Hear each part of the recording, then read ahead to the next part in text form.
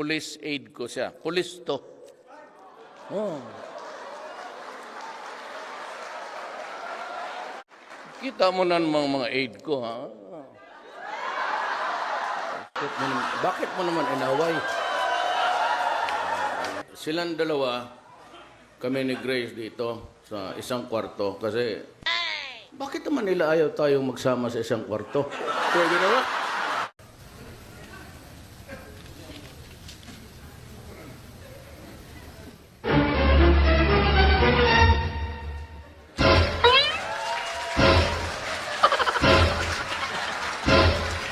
Ako maski na sino makasama ko sa kwarto, basta matino.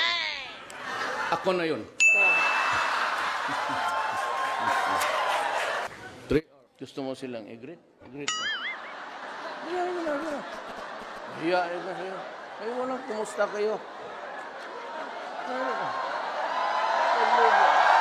Hindi na. Wala ako nakilala dito.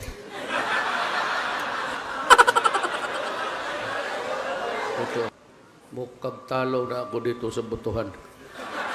I just want to discuss with my fellow human being.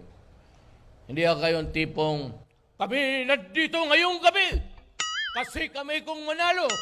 Wala rin mangyari sa bayan na to. Pangatlong ihi mo na yan, Mar. Oh, no!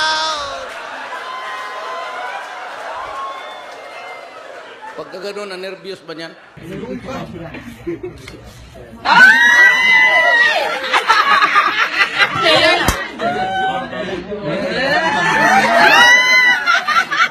Sa taga rito ka?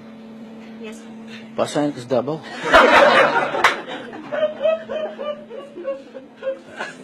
Ako maghanap ng boarding house doon.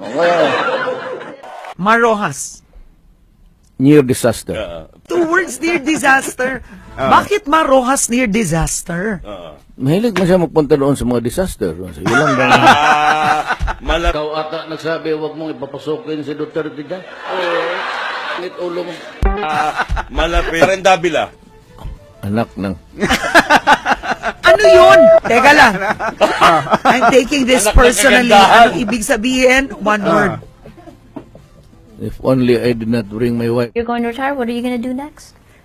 Well, magtrabaho para makabili ako ng medyas. Ayan,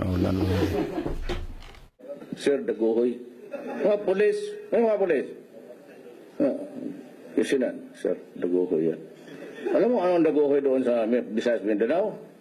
Kudaper. Sir, yung sa... Sa PI? O Philippine Islands sinabi ko.